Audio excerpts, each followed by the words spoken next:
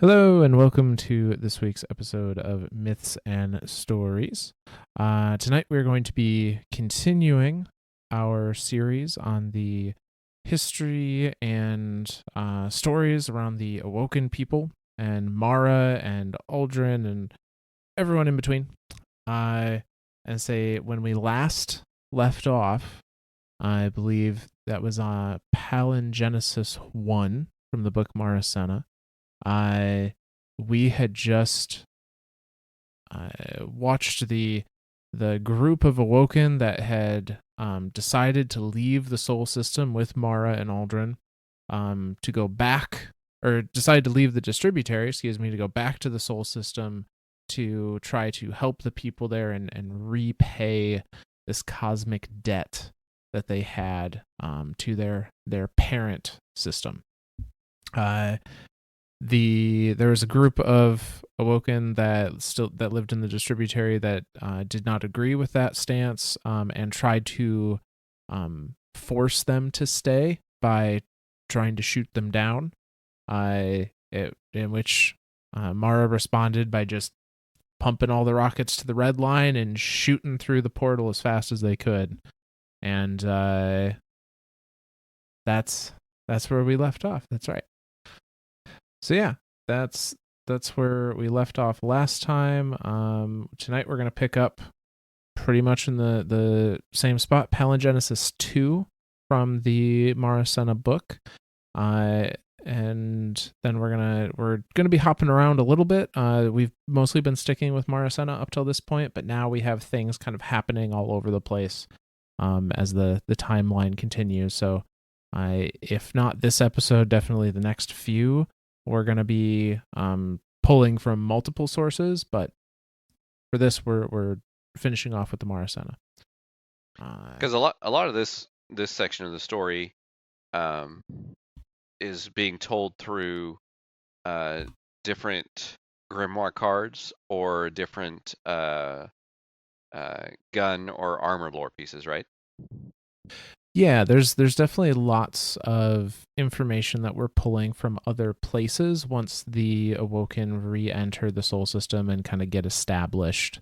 And we'll explore those, and we'll make sure to name what we're referencing when we get to those points. So without further ado, we're going to jump right in. This is Palingenesis 2 from Mara Senna. And it starts us off like this. Here in this time without time, pocketed by the ever-scratching cosm, touched as an assassin touches the gun in the secret fold, there is an eon within, and I am going without. This is where we belong. In that space between, this is where truth collapses supercritical. There is a war, and its name is existence. There are two ways to fight. One is the sword, and one is the bomb. By the sword, I mean the way to fight that is tempered and solid, the way that is made from old things and that triumphs by the reduction to simplicity. This way is known to those who study the cosmos. Take any part of it at any time, and you will see an edge, and say, this is a weapon. By the bomb, I mean that way of being that is complex and schematic, and that must attain a criticality to attack. The way that is made from new things, and that triumphs by the arrangement of intricacy. This way is known to those who study themselves. Take any component of the bomb in isolation, and you will say, what is this? I cannot understand its purpose. Yet in it is the possibility of a fire. Numberless are the spaces that surround the universe. Subordinate and superordinate are their relationships to the intrinsic world that is only itself. We pass now through analogy space that will reify what was once subject into object. That power I held, which was agonistic to a mother's rapprochement, will be realized and reified. First is the awareness of my vector, which all who follow me held in their hearts. Second is the desire to hear my speech, which all who follow me curled in their ears. Third is the existence at the fault, which is the inner tension that all who follow me will sense. We are risen from man and fallen from heaven. We are made again in that fall. What was once us will not ever again be us. I am the uncrowned ever queen, and my only diadem will be the event horizon of the universe, which is my dominion. By falling, I will rise. There are an uncountable number of ways to be between 0 and 2.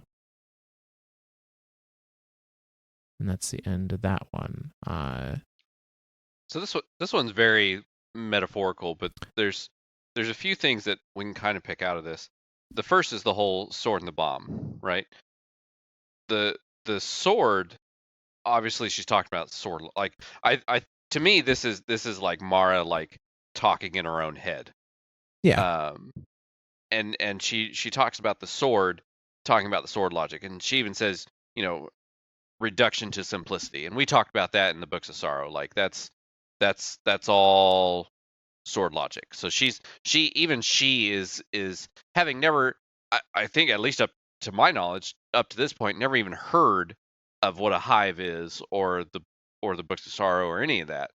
So it's interesting to me that she picks out sword logic here, but not calling it sword logic, right? She says, there's two ways to exist, the sword and the bomb. And so I don't think she's directly referencing sword logic here. It just happens to coincide with the thought pattern of sword logic. The other is bomb logic, which is the opposite of sword logic. Whereas reducing everything to a simplistic form, this is being the most complex thing. And looking at any one part of it by itself, you're like, I don't know what the fuck this does. This means that, like, looking at a wire, you're like, okay, that's a wire. What purpose does that serve? But then looking at the bomb as a whole, it has a complexity to it, and it needs each individual part of it is reliant on every other individual part of it to obtain its goal, to exist as this explosion, right?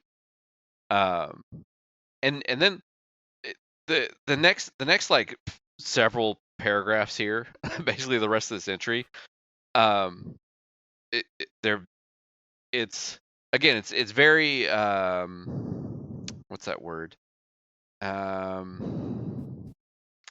don't know. It's not like, it's very superficial. There's a lot of there's not a lot of realism to this, But the things that I picked out was like, first is awareness of my vector. So basically, vector being a direction, given a direction in a three-dimensional space.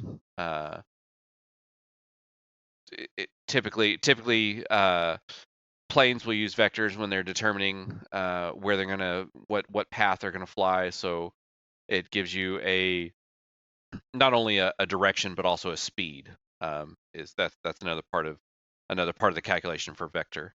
But definitely in a three-dimensional space, X, Y, Z axis along with as well as speed. But in this sense, I think it's less of a directional thing, and I think it's more of a like subconscious directional thing. Like what is our purpose in this universe? And Mara is thinking of what that is, and to hold that purpose in all of the Awoken that have come with me, hold that in their hearts. The second is the desire to hear my speech, which all who follow me curled in their ears. And this one's interesting, and this one's going to come into play later on. And I again, I don't want to ruin, I don't want to spoil anything here, because it's a very interesting thing that it's mentioned here, before we the reader are made aware of it. But that's one to keep in mind there, that desire to hear my speech, which all who follow me curled in their ears.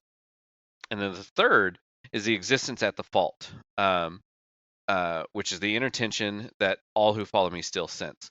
So there's definitely like they all sense this purpose going forward, and it's felt in between every single person that has crossed back over that event horizon, back through that black hole from the distributary into back into the soul system. Yeah, I think there's a couple things. I mean, the first thing is we have to remember the Mara Senna book is uh is autobiographical. I think that's the right term. It's being written by Mara. She's writing about her Right. own story. Yep. She tells us that kind of in the prelude to the book. Right. So The very first chapter that yeah, this some of this is her interpretation of what is happening, and her interpretation in her own way, because we know she doesn't like to speak plainly. She thinks language is a poor form of encryption. And it's very much her way to speak, maybe not in riddles, but in trying to emulate a feeling more than a description via a word. Yeah. And that definitely seems to be kind of what she's aiming at here. I also wonder if the fact that she is first is the awareness of my vector, second is the desire to hear my speech, third is the existence at the fault.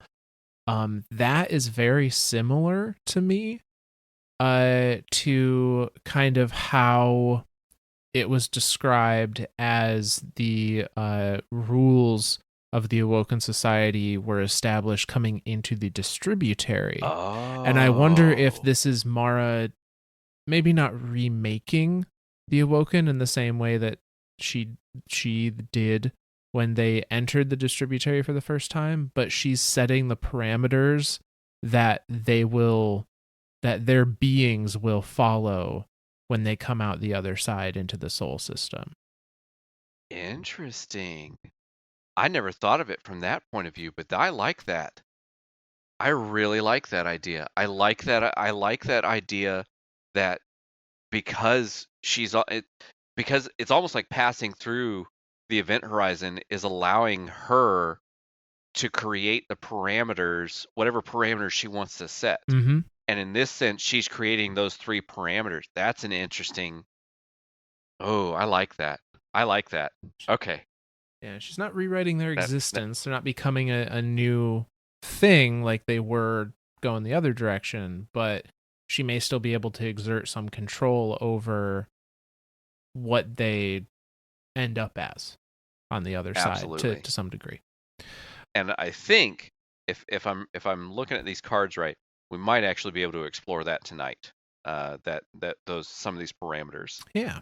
Because again, that second one is the one that stuck out to me at first, and now thinking of it in the sense that you're explaining it, now all 3 of these are sticking out to me. So we're like, oh, that's why this is happening. That's why they can do this. That's why this happens. Da da da da. So yeah, I like. See, this is why I leave all the theories crafting to Myth, because he is a genius, and he just comes up with the best theories, and 9 times out of 10 they end up being right, or really close to right, and I like it. I don't know about genius, but I like piecing things together. Yeah. That leads us into our next one here, which is going to be Palingenesis 3. And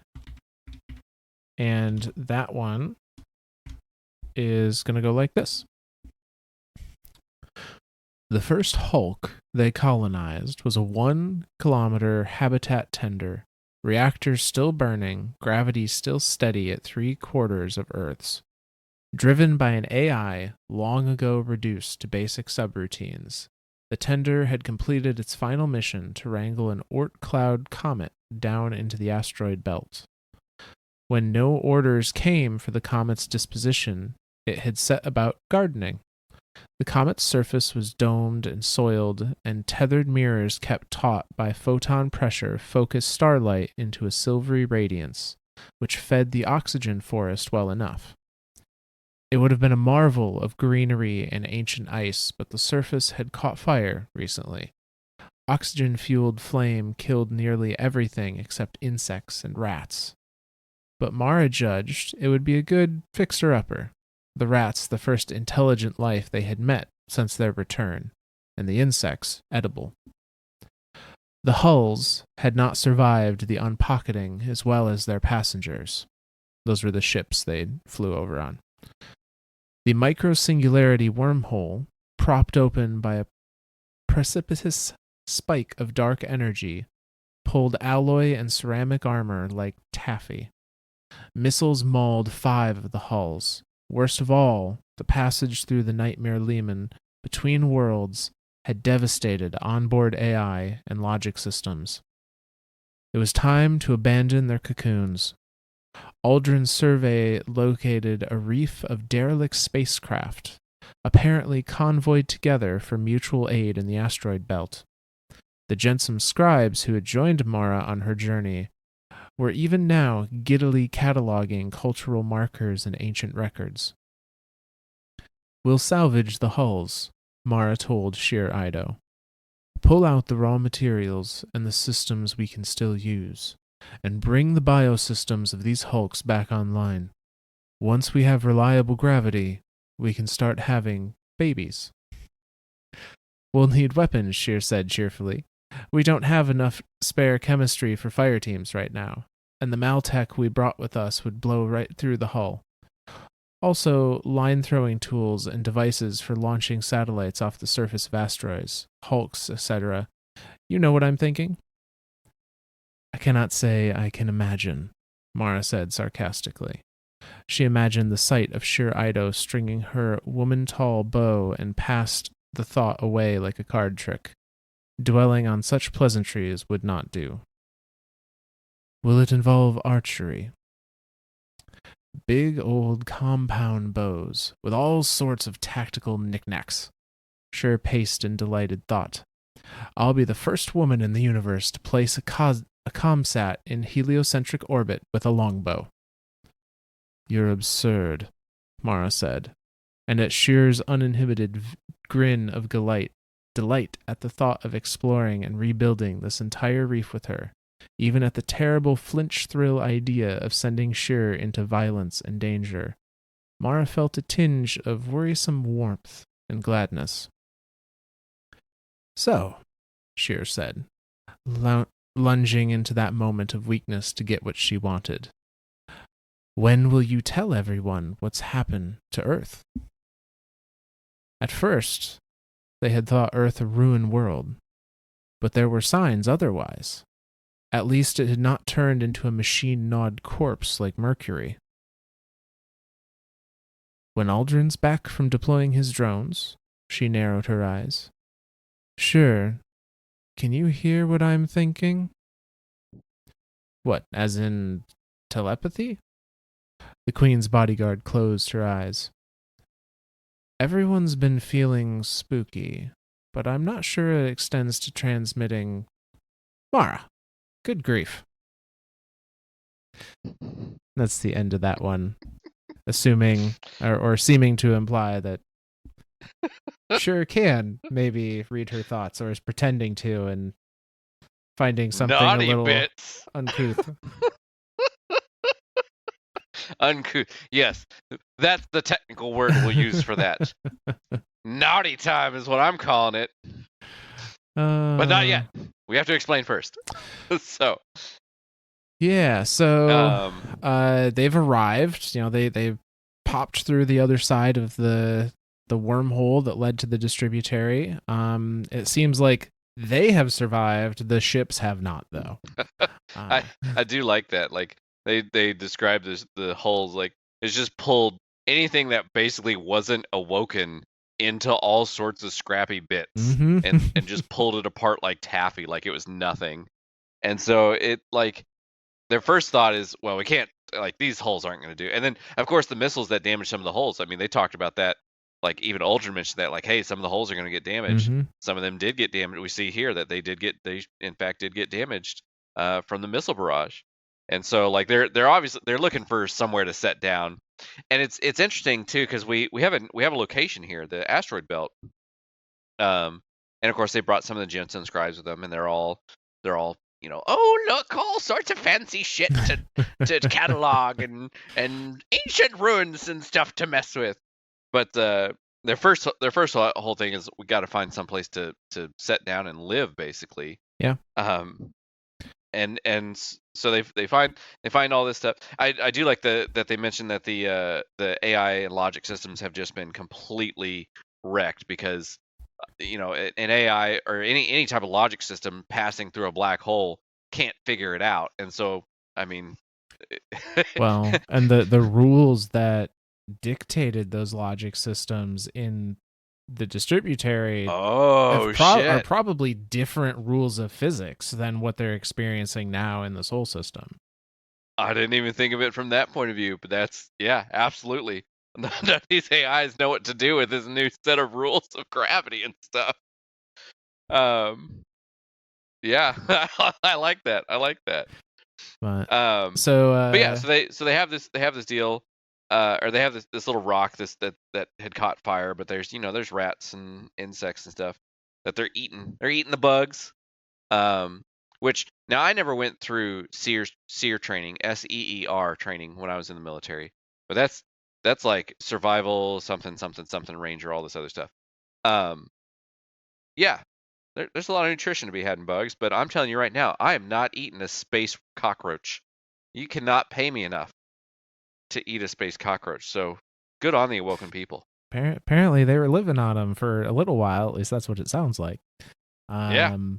But yeah, so Yeah. Mara kind of sets, these are the things we need to do. We need to, we see that there's this asteroid belt of derelict spacecraft that we think we can cobble together parts enough to create a livable home. Our main goal is figure out the systems we can still use, get everything back online, and then start populating. Start making babies. I love that. That's like one of the first thoughts here. We'll salvage the holes, pull all the raw materials out that we can use, and bring all the biosystems back online. Once we have reliable gravity, that's the only stipulation she has. Once we have reliable gravity, we can start making babies. Like, what? But that's probably a bit of a culture shock, because the Awoken people up till this point in the distributary, it was very regulated when they could have children, how many they could have, because they were immortal. They had to worry about finite resources and a potential infinite population, and now it's kind of the opposite concern. Like, they're not immortal anymore. They can die. They will inevitably as time goes on now. And whereas before they never had to think about keeping a populace around, having a constant at least number of Awoken always growing up. Now that is a concern. Now I don't know that it should be priority one the way that it seems to be placed here. But I mean, at least we know where Mara's head's at. Right. Same spot all of our heads are at. Well, that and her thought of that little picture in her head of Sjur stringing her longbow, apparently. Oh yeah. Apparently Mara's getting a little hot and bothered. So we also discover here that they have already found out, and clearly they've been here for a little bit, but not very long. They've already found out that there is life still on Earth. Yep. And and that Mercury has just gone crazy. Like, they're it's interesting here too, because I trying to piece timelines together and everything. We know that Vex were in the Sol system during the Golden Age. They helped. They helped. I say they.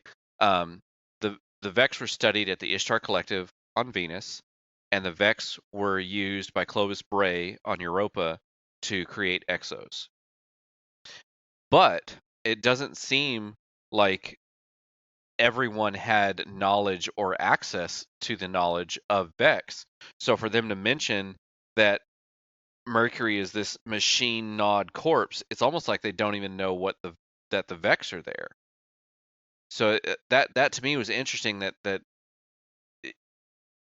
since Vex existed in the Golden Age, and we know that the Exodus Green escaped during the collapse, like as soon as darkness had hit the system and hit their ships, that's how they escaped through the black hole.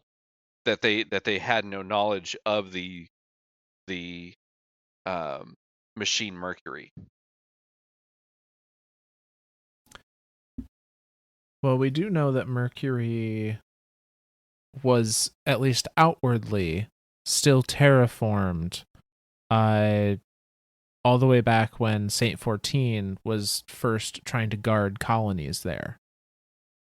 Oh, that's right. So it would have looked, at least outward appearance, to still, to be a traveler terraformed world, presumably for quite some time. With the purple trees. Yeah. Like the PvP map. Yeah. And then at some point after that, it, became this machine world. That's right.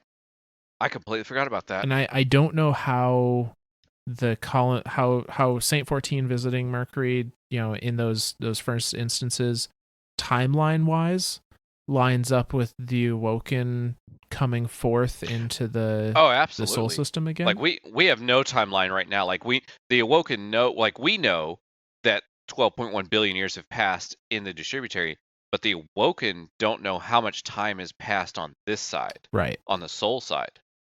So I mean, this could have been from the time that Mara booped the black hole to right now in our storytelling of this. We have an unknown amount of time has passed in the Sol system. We do know from some of the cards that we're still going to read later tonight, but we do know that it's at least they come into the Sol system at least at the time of the Dark Ages on Earth, possibly before, but definitely they did not arrive later than that, like because they reference events and that happened during then. So definitely, obviously post collapse because they were escaping during the collapse. Yeah. We know that as far as the timeline, as soon as the collapse happened, that's when every single ghost was released, and that's when the ghost started creating Risen. We don't know. We don't have an exact amount of time for how long it took Risen to be created. We have a little bit of time because of, and I'm going to reference one of our earlier episodes, Ada-1 story, the story of Ada-1 that we covered, mm-hmm. One of our very first episodes, because during that time they were doing the Black Armory stuff. The collapse happened. They locked themselves inside the Final Forge. I can't remember the name of it. It starts with a B. Berguzia. Yep, they locked themselves inside Berguzia Forge and were creating Ada-1 to be a mobile forge. And while they were out running around, they came across Risen. So we know that there was an amount of time there, but again, no set amount. No, like, hey, this was exactly 10 years or something like that. Yeah. So we know that an amount of time passed before, because presumably the ghost didn't just pop out of the Traveler and just run around and find the first. I mean, obviously some of them did find just the first thing they could and was like, oh, that's my Guardian. Boop, resed it. But we don't know if that was like did that happen same day? Did that happen same year? Did that happen same millennia? Right. We don't know. But we don't have a good time frame there. So all that aside, we know it's at least Dark Age, maybe a little before, for when the Awoken popped into the Sol system, and started figuring out how to live here. And they had a lot of growing pains trying to figure out how to live here. So the next entry that we're gonna go into is. Well, before we jump to that one, there's one last thing here that I wanted to touch on. The whole the Sjur. Can you hear what I'm thinking? Oh yes, yeah. That to me harkens back to that second point that Mara made. Like this is so two things here. Obviously, this is the continuation of the relationship between Sjur Eido and the Queen. I'm going to start calling her the Queen because they even start calling her the Queen in this entry, or the previous entry. Well, she refers to herself as the uncrowned ever Queen. Uncrowned, yep. So the relationship between Sjur and Mara is obviously continuing to grow here, but there's also, I think, Sjur is starting to notice, or Mara is starting to notice that people almost have telepathy with her.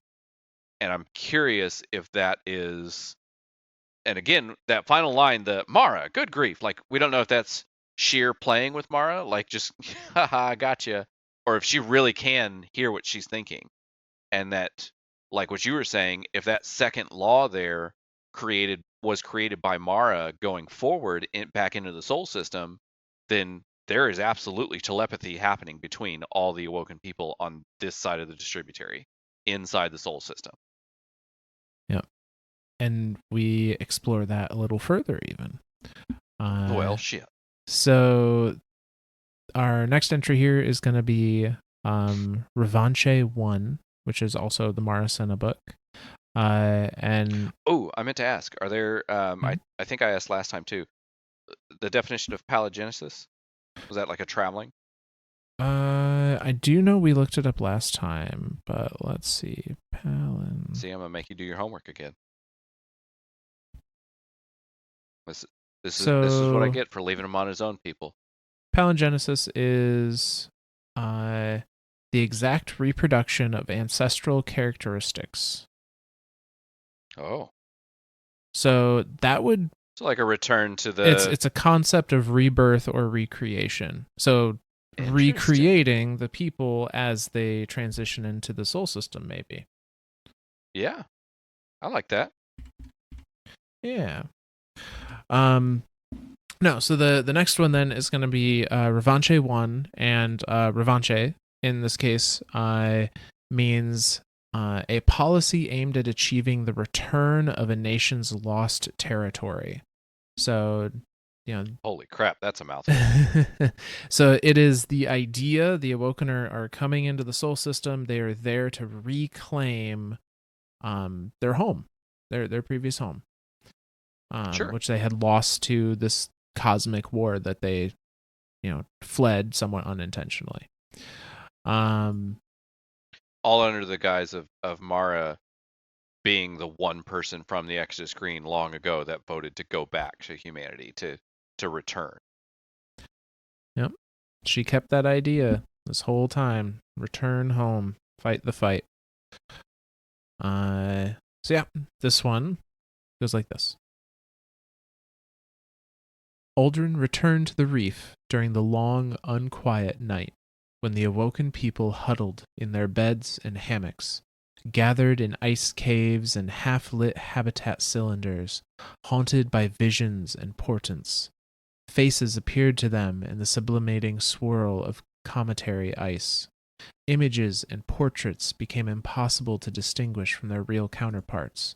All statues were shrouded, lest they appear to passerbys as corpses. Something had changed in them after their return to the outer cosmos. A live wire hum passed through the tendons in their hands. Their jaws popped when they swallowed, and flashes of light like the impact of cosmic rays obscured their vision. It felt to Mara as if they had lowered their feet into an ocean of change and raised their hand to some invisible cable overhead, as if they were now again in contact with immense and opposing forces that had left an ancient mark. I feel like I've got scurvy, Sjur Eido snarled, having never had scurvy in her life before. As if all these old wounds in my soul are opening up again. People keep sending me notes, Mara said. Her sensorium had died in the transit, so the notes came to her through whispers and scraps of precious paper. They say, I saw your face in my dream. I saw your eyes. I heard your voice. So it's not just me. Aldrin was the second person to bring her revelations on that day. First was Keldawaj, the All-Teacher, one of Mara's most joyful recruits to the expedition. She was a master of pedagogy, able to mold any mind into a shape ready to learn, able to melt any fact into a fluid that could be poured. I'm in from the Jensen Labs, she said, and they've learned something wonderful. We're all a bit magic now. Tell me more, Mara poured her sniffer of icy cometary water. What does magic mean? Some sort of acausality. Kelda lowered her flower bulb build into a hammock of tangled plastic. They've been firing encoded neutrino beams through volunteers, and it looks as if the resulting patterns of scatter depend on the cognitive and emotional state of the target. It's a very reliable detection, at least 4 sigma, but the effect size is terribly small. Mara digested this with a shot of ancient ice, slushy against her tongue.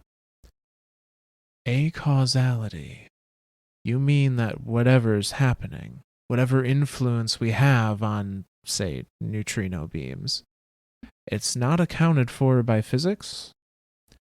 Not by any physics we know.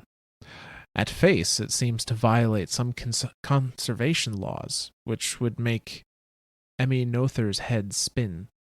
Kelda remembers the names of her ancient physicist heroes, even when she cannot tell which way is sunward. Secret physics, Mara thought of the Traveler and its work.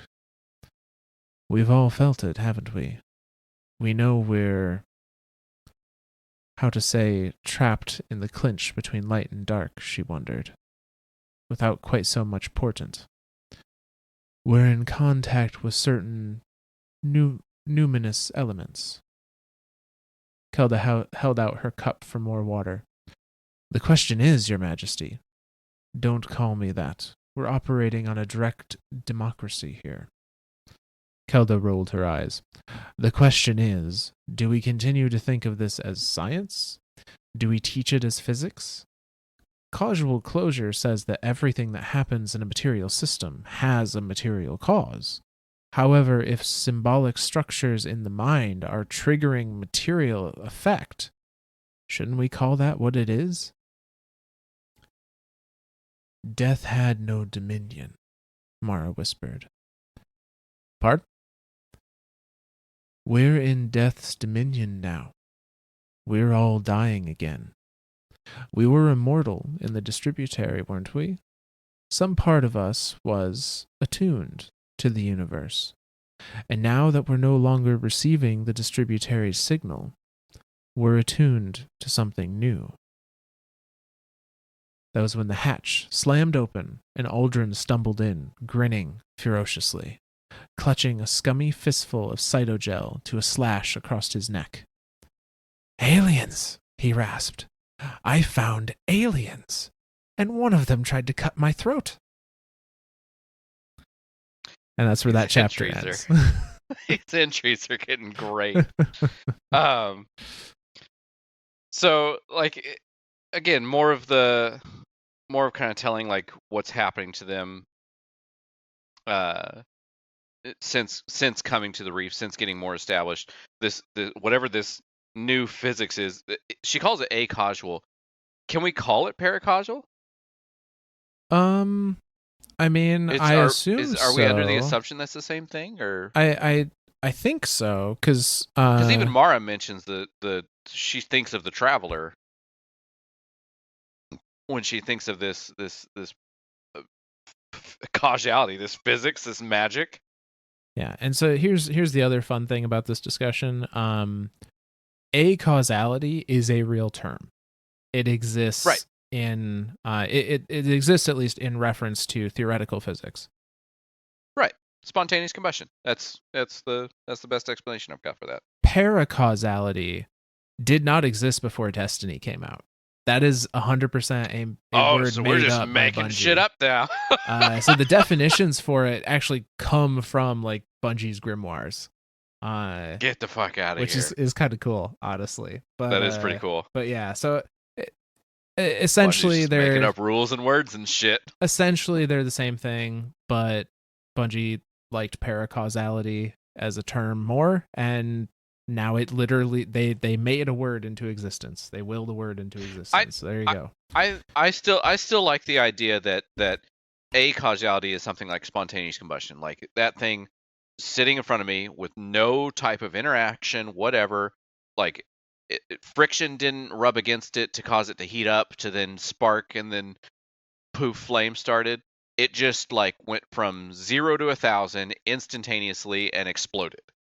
Whereas paracausality is kind of along the same lines, but it didn't just explode. It changed into something completely different that has its own set of rules and logics to itself that have nothing to do with the rules and logics of this universe. I like that definition. Yeah. So that's what I'm going to use going forward.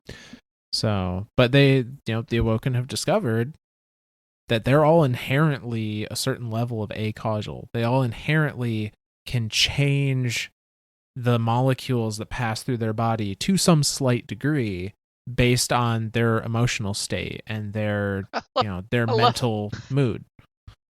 I love the scientists because again we see Ashimir's logic here. What they do, the first thing they wanted to test something, they shot something at it. Yep. They just shot was it sterile neutrinos? I believe it was a neutrino beam. Yeah. Neutrino beam. Okay, so it wasn't. I can just imagine Asher. I wonder what happens if we shoot something at you. And the other Awoken going, what? What do you mean? Don't shoot me. We're not immortal anymore. No. This is for science. It's fine. Sit down, assistant. That's what I imagine happened in the Jensen labs here. And the assistant's just like, Mara? And Mara's like, fuck it. Sit down. Do what he says. Do what he says. He's the magic man now. You got to listen to him now. You're his subject. Yes, you've been promoted from assistant to subject. I like this term. I miss Asher so much. Like I miss Asher. But yeah, so secret physics is what Mara calls it. But it's definitely like it's magic. I'm going to refer to it as magic from here on out. I mean, the scientist in the group literally calls it magic, so I think that's pretty safe. Keldawaj is like it's magic, and it's interesting too because even here she starts to call her Your Majesty, and even Mara's like, stop it. Like, so even Mara doesn't. It's as much as Mara is thinking of herself as the not crowned ever queen. She's still not fully accepting that title. And I think that's an interesting thought here that all of her people are willing to maybe not willing might not be the right word, but all of her people are referring to her as that, and she is still not wanting to accept it as herself. Yeah. So that was an interesting point there to see there. And I think maybe this might inform some of her character a little bit, because we know, based on, or at least I would argue that we know, based on her interactions with Alice Lee prior to them leaving, she still has a little bit of like an innocent, insecure side to her. Absolutely. She still has a little bit of that like imposter syndrome, I guess. Yeah. Even though she's, orchestrated a whole bunch of politicking and a whole bunch of conflicts, like she still doesn't feel like she should be the one that has the title to lead, to the actual leader, right? Like, and it's funny too that she doesn't want that, because that's even back in the and we mentioned this a lot too. Even back when she was in the Exodus Green, when she was in that room with Alice Lee, she's like, "This is what I want to be. I want to be the captain of a ship. I want to be the." But now that she's put in that position, now she's like, "Well, shit, this shit's hard. I don't like it. Let me go back to being the cult of personality." I don't know if it's that she thinks it's hard. I think it comes back to her original discussion with Alice Lee prior to being Awoken, where she has her goals that she's trying to accomplish, and she didn't ask to be anyone's role model, but everyone decided that she was someone worth following. And I think it's a case of that, like, she doesn't see herself as someone worthy of being followed, even if people share her ideals. It's like a fresh actor that did a really good job in like their first movie. Now all of a sudden everyone's looking up to him like, "Hey, you did really cool. Like, Like they don't realize from that moment forward they are now building a personality around themselves, that cult of personality around themselves. And even if whether they wanted it or not, they stepped into a war with the Cabal. No, whether they wanted it or not, they now have this level of I don't know what to call it, responsibility or whatever, but they do, and people start looking up to them and treating them as royalty and treating them as something better than themselves. So yeah, I think you're right there. I think that Mara, having had this cult of personality develop around her, and even her help influence all those events in the distributary all the way up to this point, her people still look to her like that, like, because that, I think that's something to mention too. Some of these people that have come with her are part of the 891, the actual Yes. crew. Mm-hmm. Like, these aren't all just, partial distributary born, partial. There are some distributary born with them, obviously. There's some of the original 891 crew, which, in my thought, I'm curious, and I don't think this is ever explained anywhere, how much of the 891 remember everything before becoming awoken. There are very few that do. Mm-hmm. Obviously, Mara and Uldren and Alice Lee are obvious prominent figures that do remember what it was before that. But how much of the 4,000 or the 40,000 that were in cryo, how much did they remember before? Or did their consciousness just start getting pulled together and all they knew was a distributary? So that's that I don't and think how it's many of much. them? I don't think it is either. And is that by Mara's design? Well, maybe. But I know there was a reference from, I believe it was Sjur in one of our, I think last week's episode even, where she mentions something about like not having a very good memory about what it was, what her life was like pre-awoken. Yep. And I imagine that's probably And then the little common. tag to it was few of the 891 do. Yes. Yeah. So I think it's just probably a case where not that many people do remember much, maybe bits and pieces, but that's it. Interesting. And again, I still attribute that to Mara. Like, she couldn't have known everything about everyone to be able to pull their consciousnesses together and give them corporeal form in the distributary. So whatever memories they had must have just been interactions that she had with them and what she remembered of them. God, that's a fucky thought. Or maybe she didn't want them to remember what they had before Oh, because she wanted them to be more malleable to have a higher chance of them leaving with her. damn it, Miss. I'm taking your theory crafting away. I keep trying to. And I swear your theory crafting keeps getting better and better. Can't have it. It's mine. Exactly. And then, of course, at the very end of this, we have Uldren. Aliens! I found I think aliens. They tried to kill me. when it's like that, I think of that meme, right? With the guy with the hair. Yeah. And he's just aliens. But instead, in this sense, he's got one hand out, aliens, and the other end is holding his fucking throat together because they slashed his throat, and he's just like, aliens!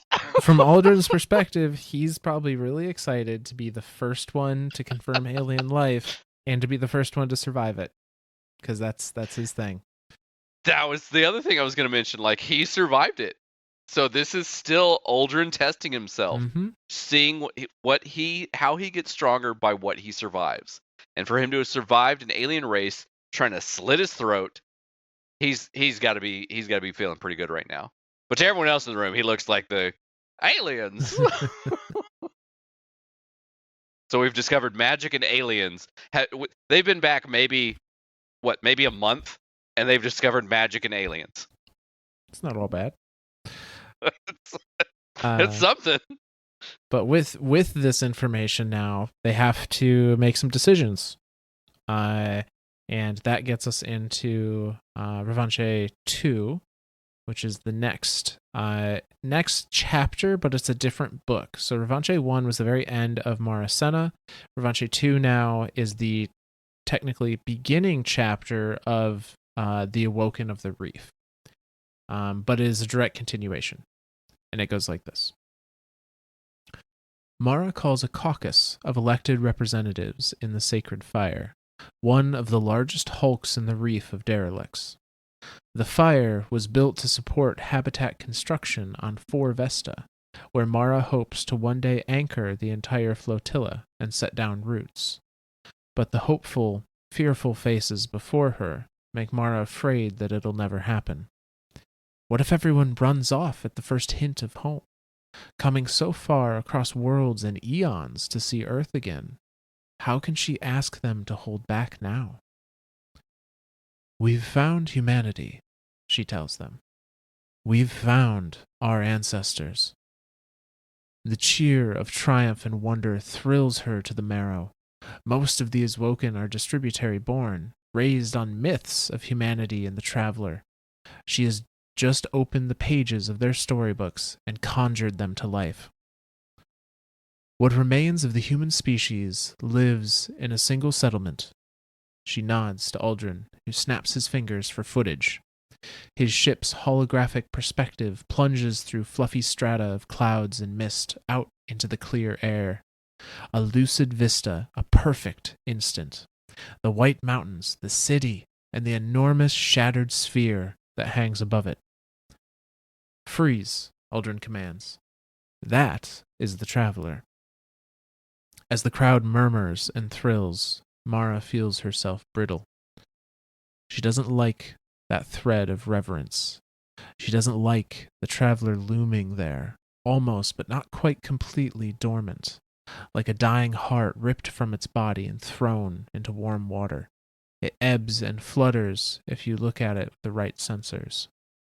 If the traveler had the power to protect anyone, wouldn't it protect more than one huddled settlement?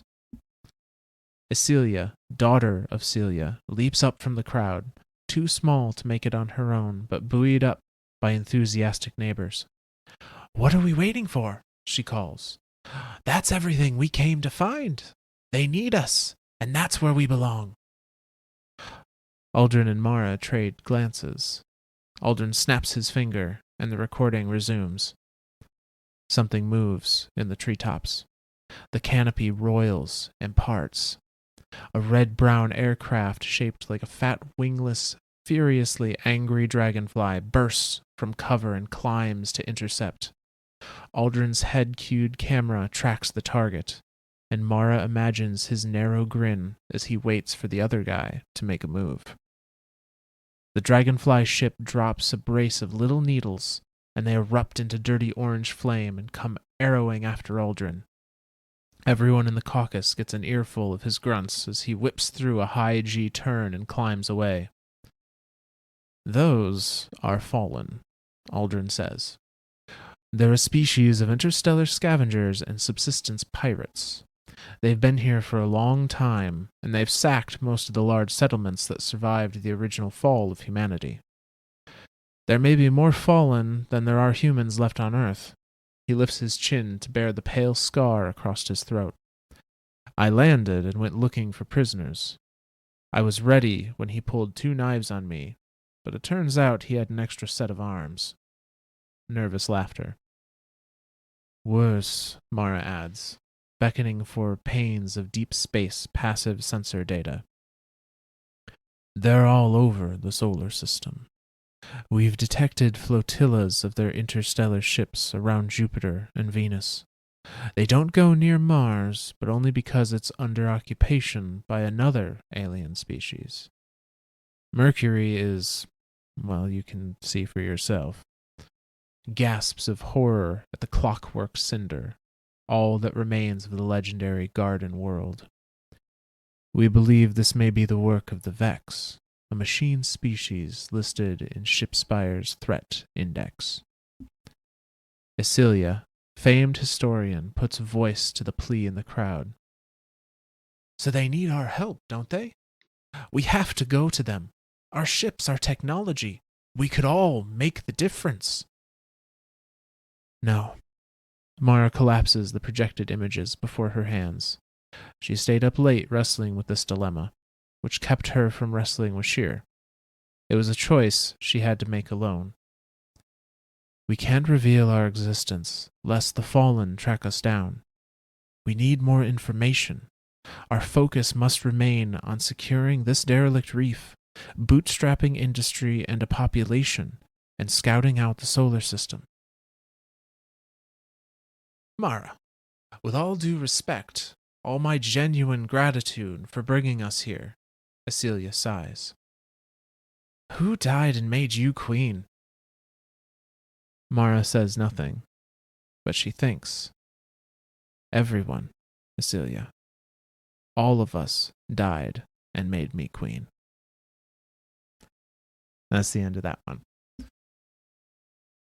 So we're starting to get a bit of a timeline here, or not necessarily a timeline, but we're definitely getting kind of a footing of where we are in the history of the Sol system. Obviously, they found that there's humanity. It's right there, single city, traveler looming over it and everything. So this is, and we know that the city, the last city, which is that's when you as the guardian in game go to the tower and you're looking at the traveler there, like that is the last city. That's what it's called in game. That's everything about it. Yeah. But we know that it was built. We know that Zavala helped build it. So this is, which that's kind of an interesting thought there too.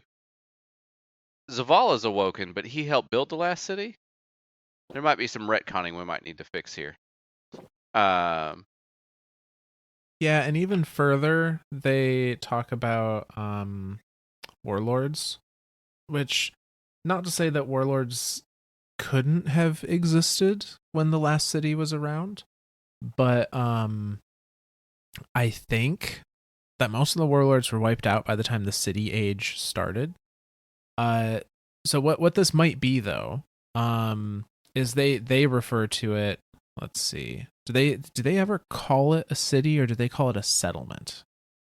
Ooh, that's a good question. Because I don't have sources for this off the top of my head.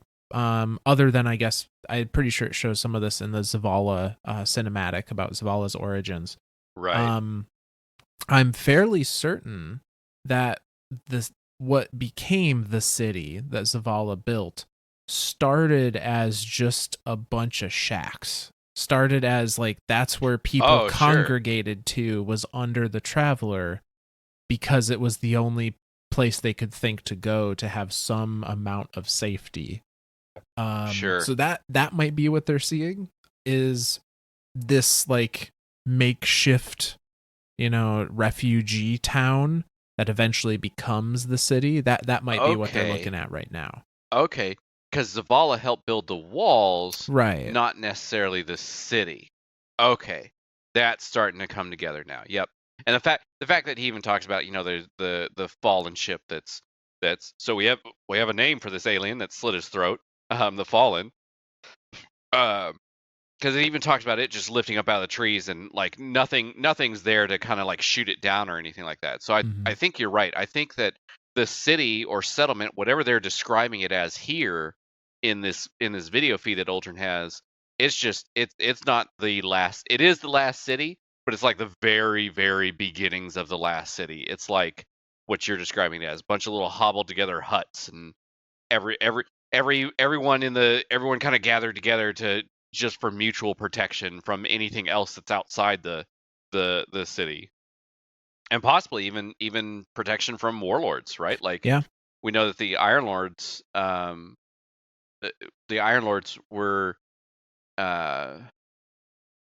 they at the same time of the warlords? Yeah, because they helped wipe out the warlords. Yeah, the Iron Lords were kind of the very first police force, I guess.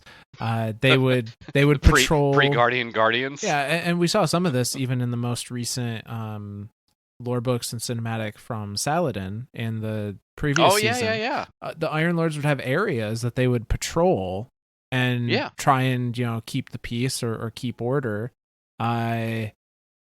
And now it sounds like those areas are so large that they may not return to the same spot for a number of years, but they were out there trying to help more or less. Especially with that cinematic with the little girl, Yeah. where like she was just trying to steal bread, and then he comes back, and she's grown up, and she's basically a warlord now. Yep, a mortal one, but yeah. Mortal war, yeah.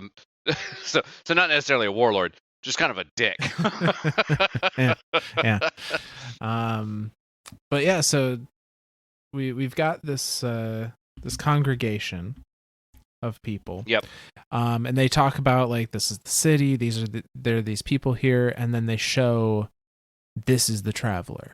And this is There's this reverence about this thing that and she mentions a lot of the people here are distributary born. They never had memories of the traveler of the golden age. So it's all been this myth. It's been this storybook that they've heard about all their lives, and now it's here in front of them. And yeah, she doesn't like the kind of hold the traveler seems to have on people. She doesn't like that people just instantly give it this like religious reverence. And that's the same thing. That's the same thoughts that she had back on Exodus Green. Yeah, that hasn't changed.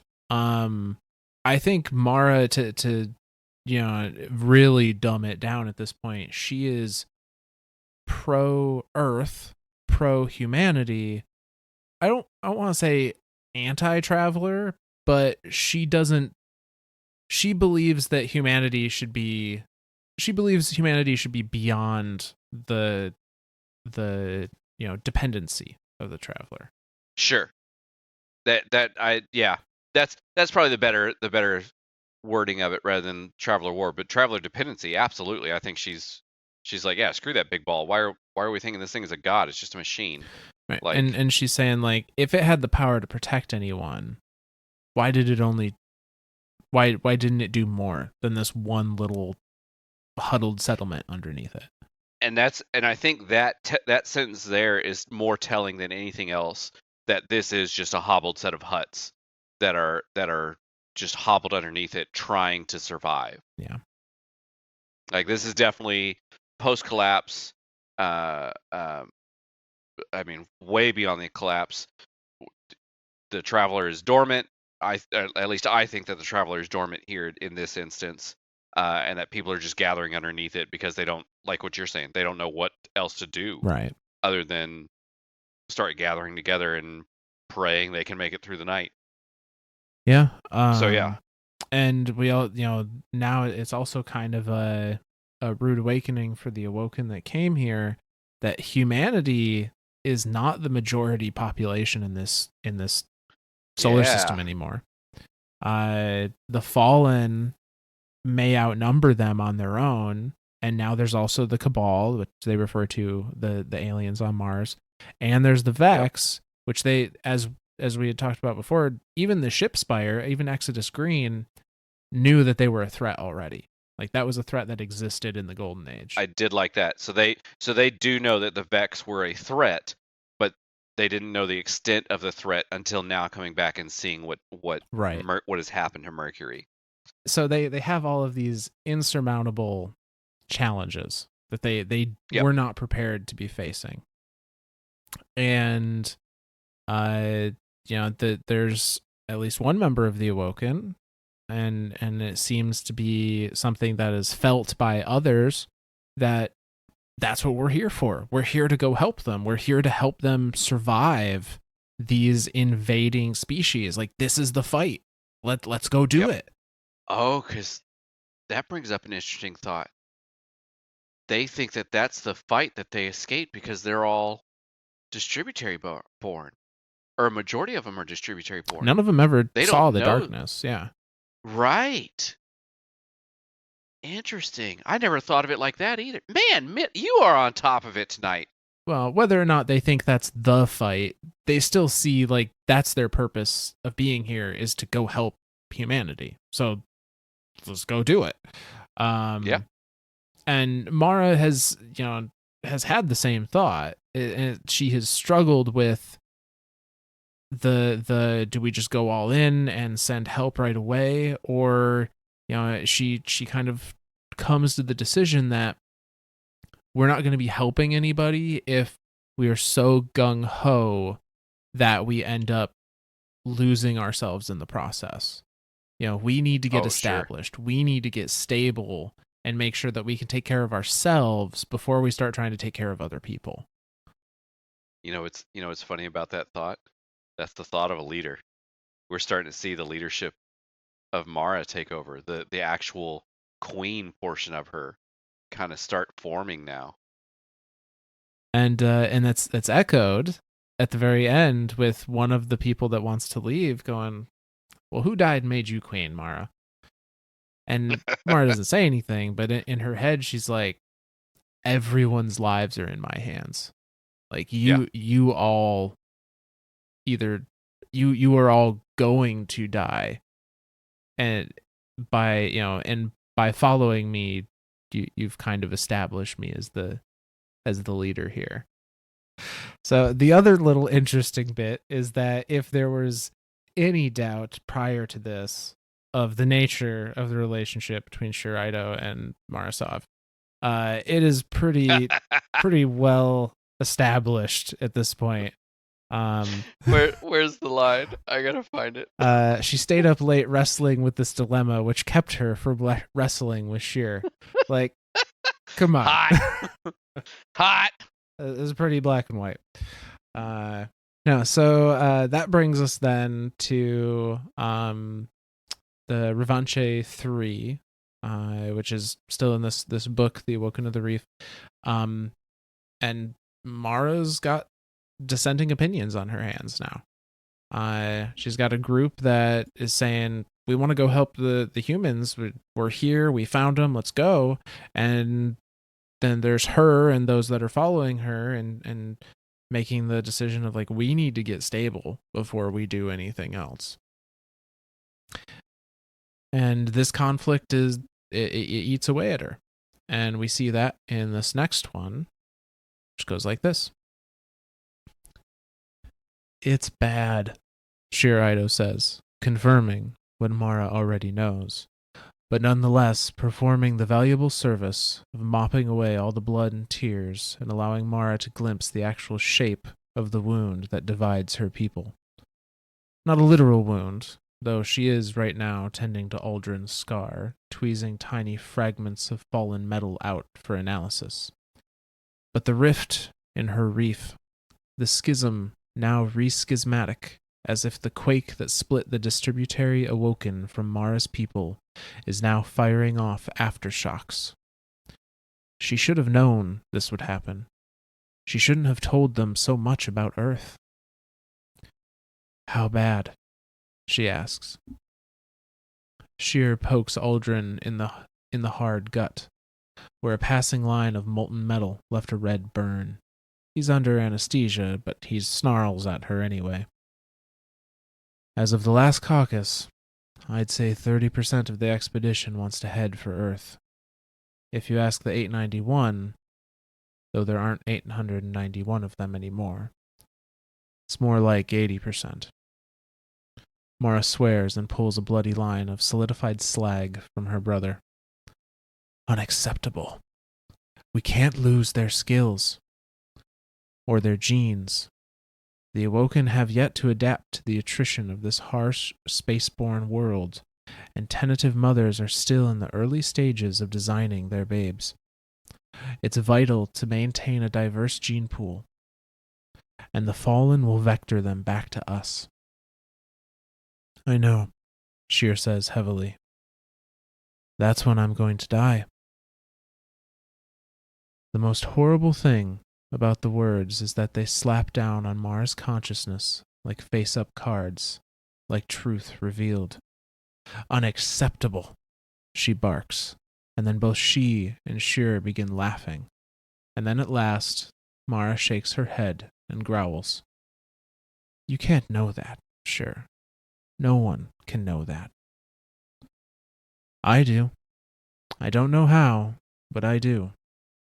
I know it's going to be something I choose to do, and it's going to be incontrovertibly heroic, which is enough for me. But if that's true, Mara proposes, flinching away from the personal conversation that they really ought to have, and all its attendant rawness. If you die when fallen attack us, it means I won't stop these people from fleeing the earth, and the fallen are going to find us, and we're doomed. She's already building intricate models of how the universe might accommodate fate or doom, and how she might go about destroying those things. Could be, I suppose. Sjur pulls a parchment-thin rag of dead flesh off Aldrin's wound. Look, I'm the Queen's bodyguard. I always expected I'd die violently. I am not the Queen. Maybe that's your problem. She flicks Aldrin in the chest, leaving a purple bruise, fading. What is with you two, anyway? You never talk about him. You never seem to think about him at all. But he's dashing himself to pieces for you. How to live as his favorite and only sister for so many centuries, and hardly even smile at him. Secrets, Mara thinks. You've got to have secrets from each other, so there's room for him to fill in the gaps with his own happy illusions. Two ships joined together rigidly will tear each other apart if they try to move. But a loose tether leaves room to maneuver, and can be more quickly disengaged, if necessary. That makes her think of Sjur's prophecy again. She sets the shrapnel down in the dissection dish. Very gently.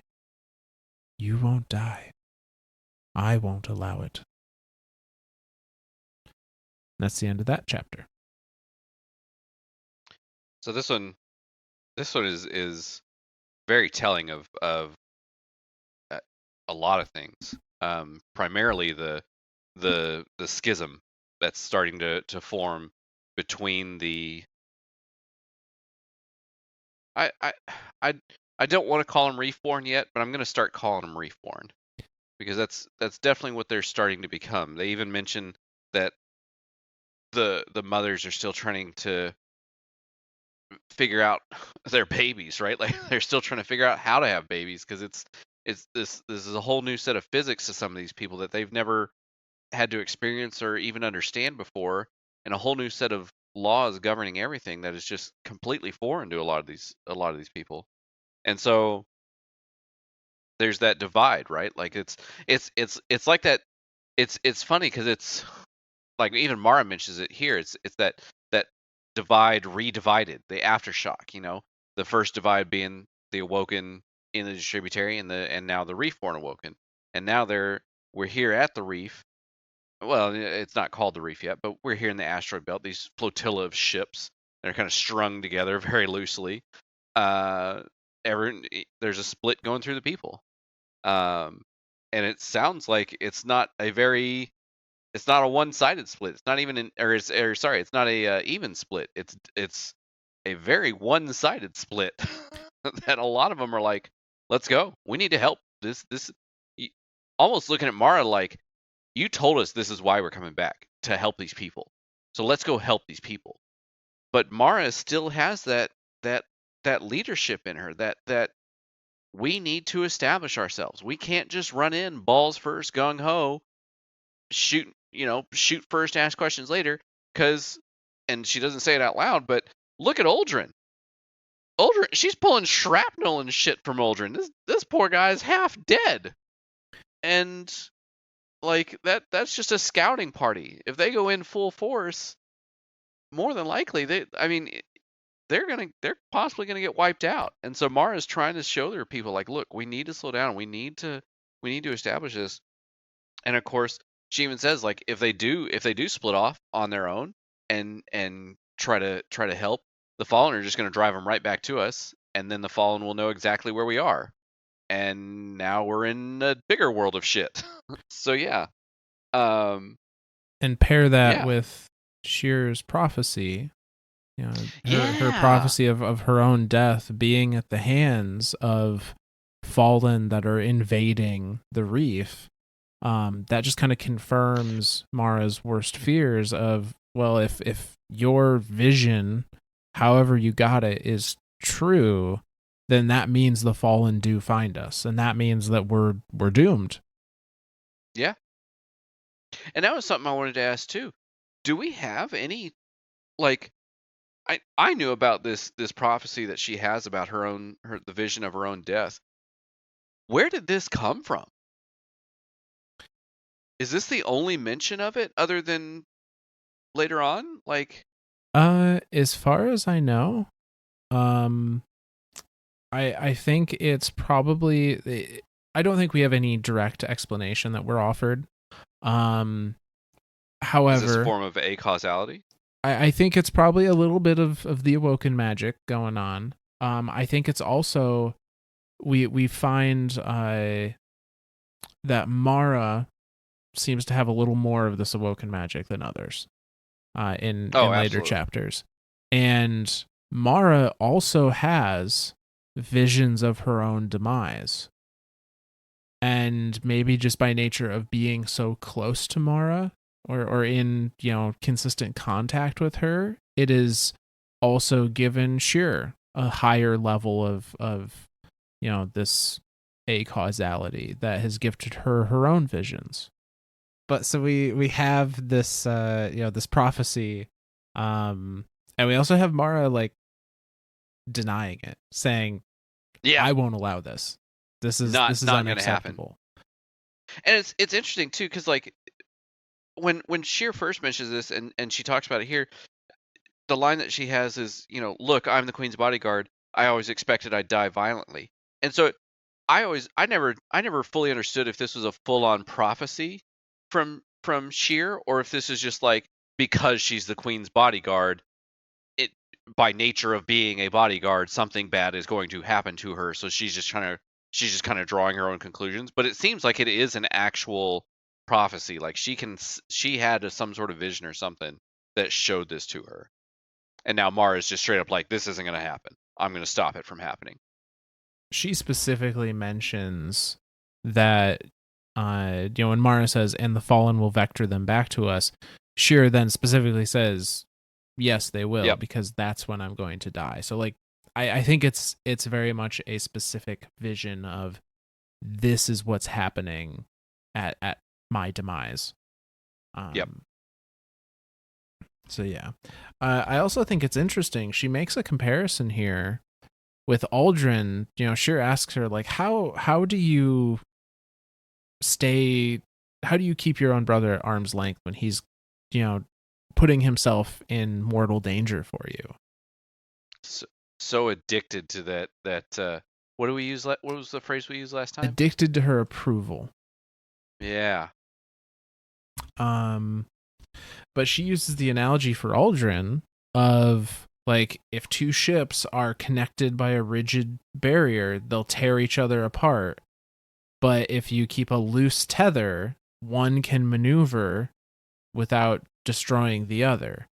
And I that analogy I think is interesting, because then she immediately after that comes to the mind, says again, like, I will not let you die, which seems to imply to me that rigid connection might not exist for Aldrin, but she's slowly discovering it does exist for Sjur. Like, Oh, yeah. destroying one destroys the other, kind of thing.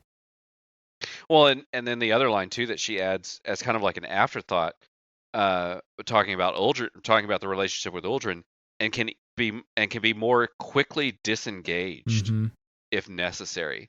Like, she knows that it's easier to just cut Uldren loose than it is to cut Sjur loose. It seems like that's and that she knows that that's a thing, and that she would be willing to do that.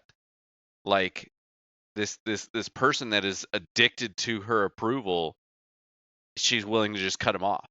That's yeah. But yeah, so Sjur has confirmed for Mara that there is a percentage, a large percentage by some counts, of the Awoken people that want to leave. And those tensions eventually boil over, and we get our next chapter, which is Pt.4. And it goes like this. Of all the disasters that might happen in space, riot is the worst.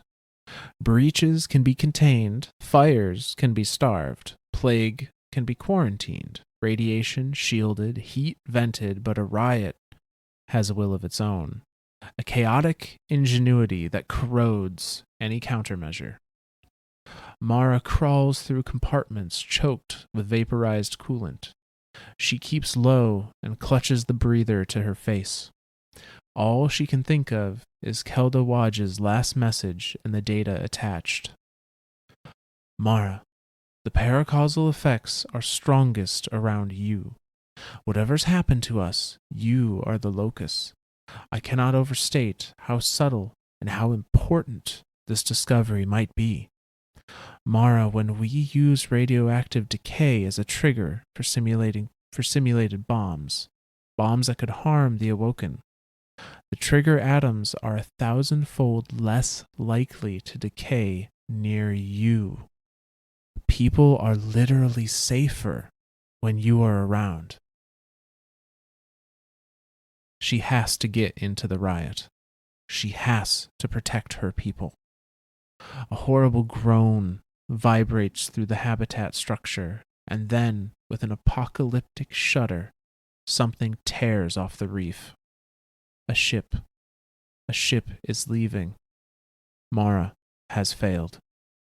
Mara drops onto her belly and pants into the mask. Then, cringing in anticipation of migraine, she activates the augment. The jury-rigged machine her UTEX produced for exactly this purpose by extracting Mara's ruined distributary implants and reworking them. She's going to fire a command override to shut down the ship's systems. But then she realizes it's a salvaged human vessel, deaf to her commands. She gasps in frustration, sucking down cold bottled air. Sjur. I'm here, her radio whispers, pinned down in the dockmaster's office. I shot a few in the shoulders, and they seem to have gotten the idea. Let them go. If one ship's away, there's no sense holding back the rest. Our position is compromised. Understood. Broadcast to everyone. I'm going to allow anyone who wants to leave the reef to go. This is their one and only chance. She rolls onto her back and stares up into the swinging vortices of coolant, seeing faces, futures, the lives she has just lost, the lives she might yet lose. She brought her people here to die in the sense that she brought them into mortality, but she never wanted it to happen quickly. They know, Your Majesty, Sjur says. They already know. What? You told us. We heard your voice. Awe like gratitude in Sjur Eido's voice. Mara, I heard you. You spoke to me. And that's the end of that chapter. So this one is the end of it is the realization of that Mara's powers are growing. Like this is like she knows as much because of the research that they've been doing on themselves and to each other to see what is this acausality. And now they're starting to refer to it as paracausal. So I think you're right in the I think you're right from earlier. Like acausality and paracausality are the same thing. It's just the word paracausality is it sounds cool, so it's like Edgelord and Maru, like yeah. So but yeah, so it's and I like that that first paragraph too. That like of all the disasters that might happen in space, right is the worst. Like everything else there just made sense. You can contain a breach, you can suffocate a fire, you can this and that, you can shield radiation, da da da da da. But like a riot, and this is that whole mob mentality, right? Like as soon as a mob forms and shit just hits the fan, and there's no shutting it down, and it's in space. What is there to do in space? Like You're talking the infinite vacuum, the void, the nothingness. For a riot to happen there, I can't even fathom that, right? Like I can't even imagine what that would be like. And so Mara's like, I got to get to these people because of the fact that she knows that her, whatever this paracausality, whatever this magic that's forming with her and her people, it's strongest around her, and that people are literally safer. Like people take less damage from atomic bombs, from nuclear bombs. That is paracausality in itself. Like if I can set off a nuclear bomb next to myself and stop the radioactive decay that's happening, that's paracausality. That's causing something to change into something else without having to physically do anything to it. That's man, that's kind of awe-inspiring. And they tied this the change around Awoken, the ability to change molecules that pass through them in their tests. They said that the changes were based on the mental state, the emotional state of the Awoken that they were testing. So I kind of take that piece and bring it into this idea of like people are literally safer around Mara. And I attribute that to Mara just having that extreme of a, will to protect her people at all costs.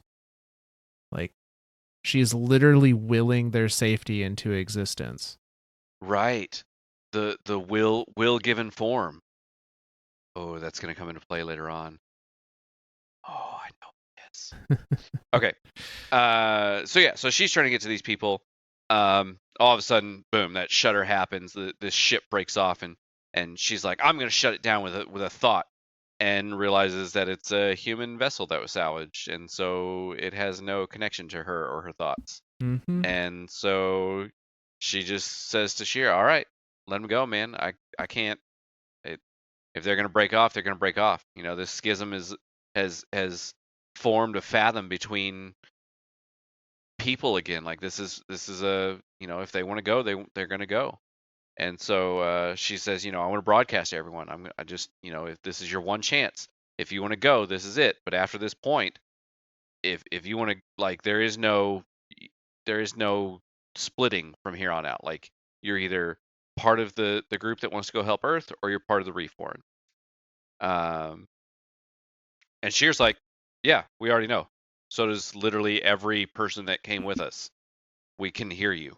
Like, we can hear your thoughts. You are telepathic. So just straight up confirming that second edict, right? Like that second, like, her voice is in everyone's ears because they are all telepathic with each other. They have some sort of telepathic link with each other. Yeah. So Mara has decided we're going to let these people go rather than try and force them here and potentially do more harm to, because they're clearly they're willing to leave by force. So we're only going to do more harm to the few of us that are here if we try and push it. So that brings us then to this one's gonna be kind of an interesting one. I'm gonna read part of Revenche 5. I'm gonna interject a little side story there, and then read the second part of Revenche 5 because it timeline wise it kind of fits in the middle. Okay. So I'll kind of try and note that when I jump around here. But so yeah, starting on that chapter, it goes like this. Thus the Riven Awoken were riven again into Reef-born and Earth-born. Those who left went to scour the ruins for lost history and give some succor to their human cousins who still clung to a hostile world. The Awoken came unto these humans like Nephilim, armed with lost weapons, forgotten industry and medicine. They were like omens of hope, for they were often taken to be starborn colonists returned to the hearth, which was not, after all, so far from the truth. All who looked on them saw that the night sky contained more than lurking doom. They bred true with each other and sometimes hybridized with humans, and in the course of centuries many forgot the distributary and even the reef. However, there was always in their souls an itch, a vector pointing to a distant place in the asteroid belt where their queen still dwelt. "They've made a difference already," Sjur told Mara not long after the first Awoken made planetfall on Earth. "They'll save so many lives just with the provision of medicine, pure water, and construction supplies, that even if they all died by year's end, they would each yield 10 or 20 humans." "I know," Mara said with bitter pride. "Let the people remember them as saints and paladins, and tell no one how many more they might have saved if they had only kept the faith." For she knew the precious value of each awoken life. She knew how many she would have to spend, and mourned each soul wasted on a lesser purpose. So we're going to pause in that chapter. And I actually want to read a bit of a Lord card from the weapon Canis Major, which came out in Season of the Lost. And it's going to introduce us to what a very important character that many of us probably know, Petra Venge, what she was doing at this time as a young Awoken, presumably born in the Reef. It's going to be a little weird perspective because she's like reminiscing with somebody, talking in a past tense, but as far as her life that she's talking about at this point, it fits here chronologically. So again, this is Canis Major, and Petra has this to say about her early life. "I began the training first," Petra explained, "but I found it difficult. It didn't come naturally to me, not like this." She nodded toward the grenade launcher sitting beside her. "Imar didn't make it any easier. He was one of the oldest and the only male Techian I ever met. I never felt like he gave me an honest chance." Petra paused to consider. Maybe he'd already looked in the future and saw that I'd wash out. "I didn't know exactly how unsuited I was until my sister started her training," Petra continued. "Right away, Pinar and I began having long conversations inside our dreams. We'd talk all night and wake up with full memories of what we'd said. That was the first time I realized how powerful she'd become." Petra lowered her eyes. Of course, Pinar was Imar's favorite, and the more quickly she progressed, the stronger our shared dreams became. It didn't take long before it was more than just talking. She began to manipulate the dreams, changing locations or her shape. I couldn't keep up. It was like being a passenger in my own head. Her dreams became my nightmares. Petra shook her head as if dislodging an unwelcome memory. That's when I quit the training, and the dreams stopped. Eventually, I found my place in the Corsairs. But part of me wishes I had finished my training as a Techian. If I had, maybe I could still find Pinar out there in a dream somewhere. So I'm going to stop. That's the only relevant bit for this particular weapon. But so just solidifying that during this time where the Earthborn and the Reefborn have formed and are doing their own things, Petra Venge started as a trainee to become what we now know as Techians. tech witches, you guardians call them. Yeah. To quote Petra Finch. Needless to say, she did not have a knack for it, although her sister did, and Petra ended up eventually leaving Techian training, which this all took place on a I guess ship. I'm not sure how they qualify it. Not a planet, but a location called Amethyst. The Reef.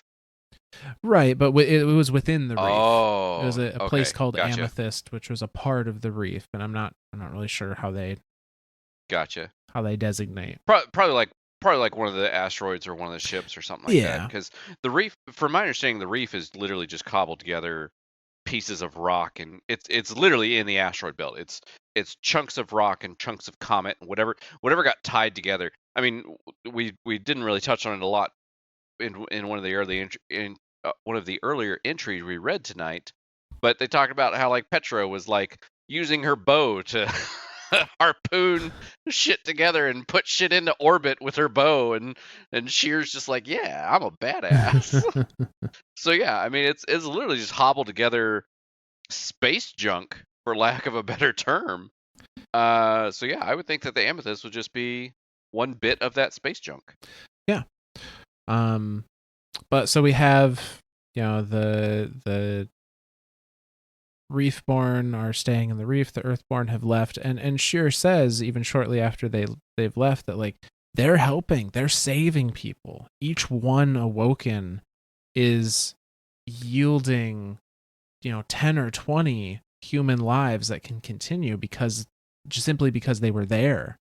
Yep. And Mara is saying, is prideful of that, is saying like, yes, they are helping people. We will remember them as saints and paladins, and we will not tell people how many more lives they could have saved if they had stayed with us.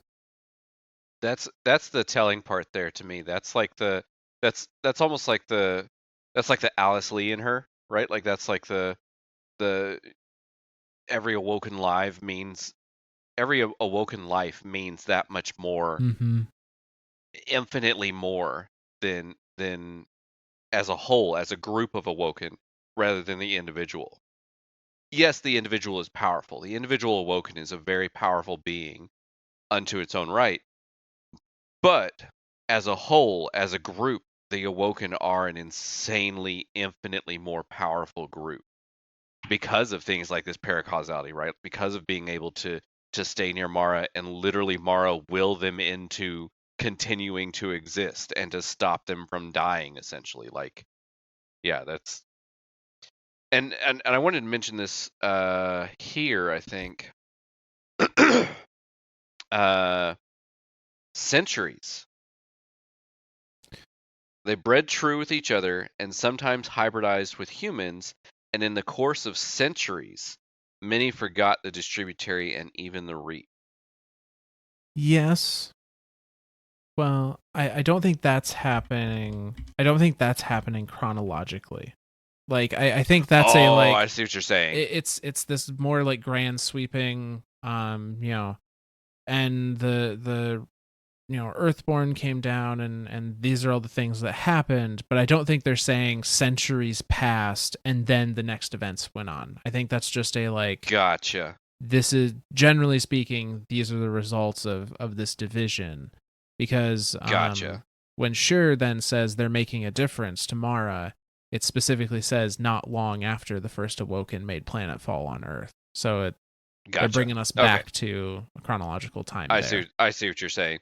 They're saying centuries in the term of like, yeah, over the course of time, this is what's happening, or they eventually forgot that they were distributary born, but that they're not saying that they forgot that because that's how much time has passed right now. They're just over the course of time that they forgot. Okay, right. Yeah, no, I'm following you now.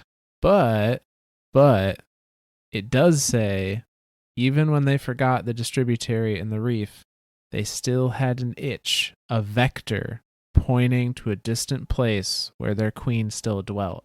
So I think she absolutely placed that connection in them when they came over. Like exactly.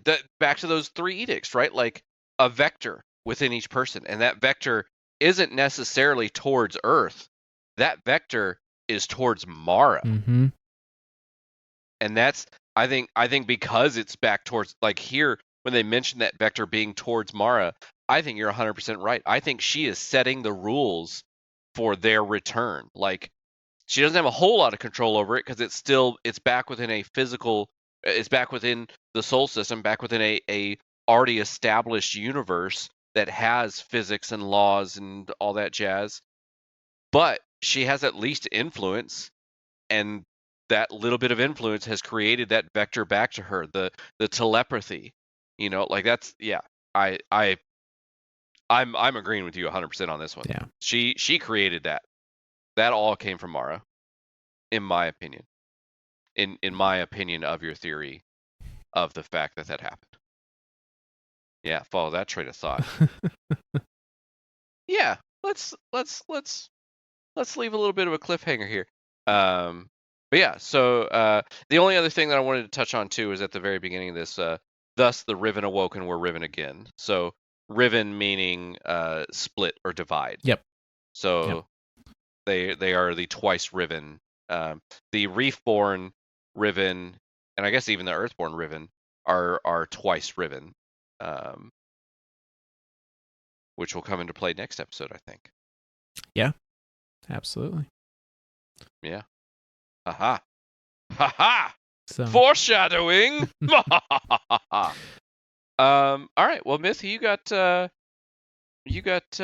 shout outs. Yeah, so that's where we're going to be stopping our lore readings for tonight. And we're going to do a couple of shout outs that we got.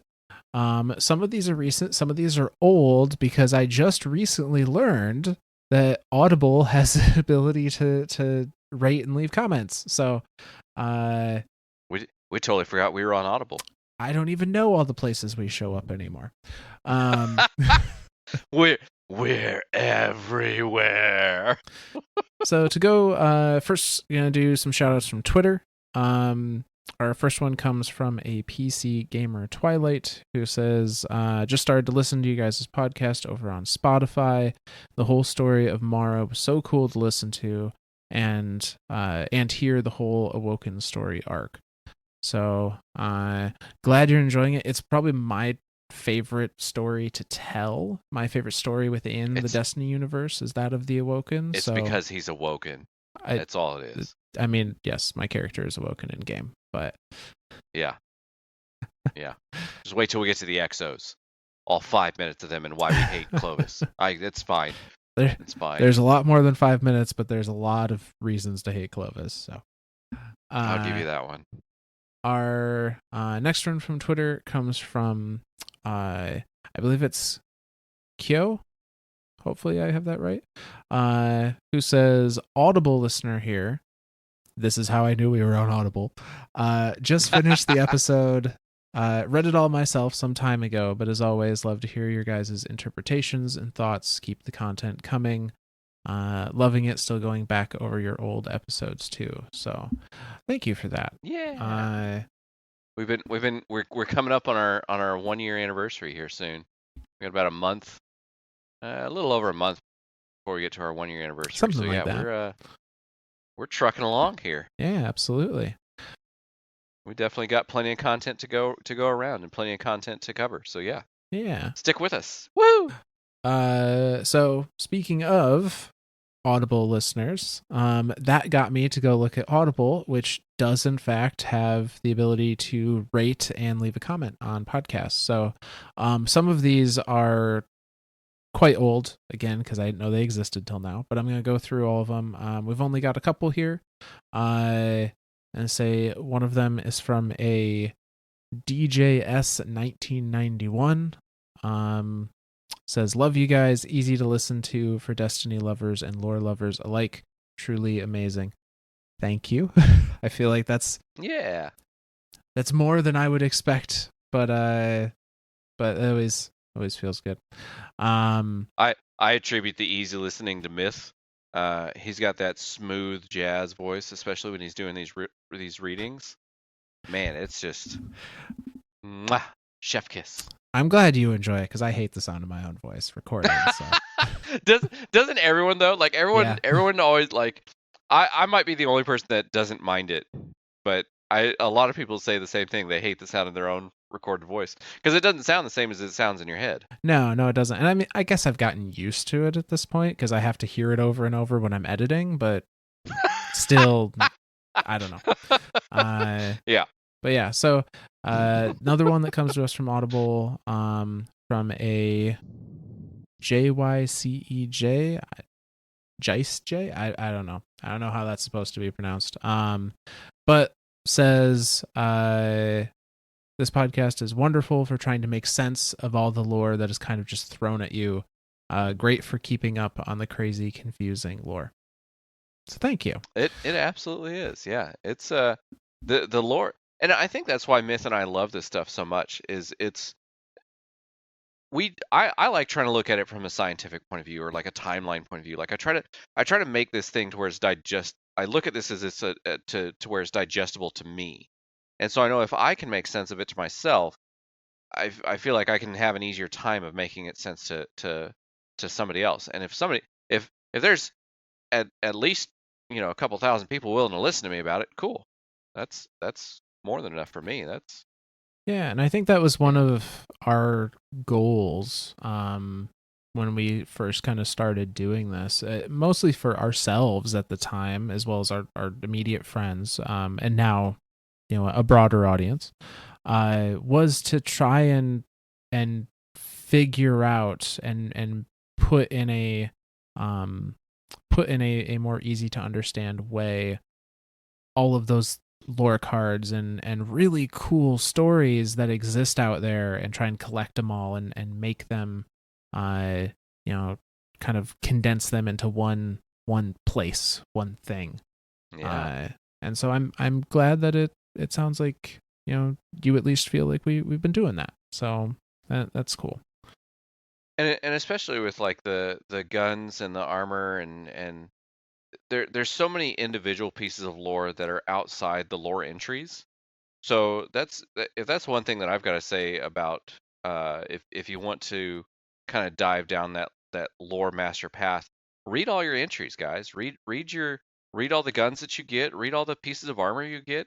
That's how we're starting to piece this stuff together ourselves. Like we'll see a reference somewhere and we go, oh wait, that was referenced over in this book over here, and then you go read the book and you're like, oh, that makes more sense now that's happening at that time. So that's where we're starting to make a lot of these connections, and yeah, it's fun to put those puzzles together. Oh yeah. The very first thing I do now when a new season comes out is I immediately go to my collections, and like even before I go gather up a new gun or do anything like that, I immediately go to the collections page because you can still inspect those guns whether you've collected them once or not. And I go through and I look for anything that has a lore tab, and I just read it all in one go, armor and weapons and exotics, to try and figure out like, oh, is this continuing a piece of a story that I remember from elsewhere? So that's if you're interested, I would highly encourage just, and you don't have to be that zealous about it, but even just as you get new stuff, hit L1 if it has a lore tab, read through. It's usually a really cool story. Well, any other shout outs? No, that is it for tonight. Alrighty. Well, sweet. I guess I got to give a thank you. I'm going to thank a random person that has joined us in Discord for these last 5 minutes. He's a wonderful, beautiful human being. One of our fellow clan members, Tian Italiano. He puts up with our shit, so you don't have to. So thank you, Tian Italiano. Puts up with our shit so you don't have to. Never before has there been a more accurate statement. I like it. Alrighty. Well, then from all of us lore nerds to all of you guardians out there, we'll see you next week.